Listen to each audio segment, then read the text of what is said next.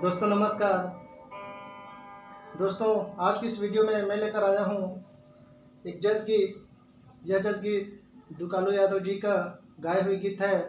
मैया ओ मैया बता तो ठिकाना। बहुत ही दर्द भरी गीत है। तो चलिए इस धुन को हम आपके बीच प्रस्तुत करने जा रहे हैं बेंजो और तबला झुमका के साथ में। तो चलिए स्टार्ट करते हैं।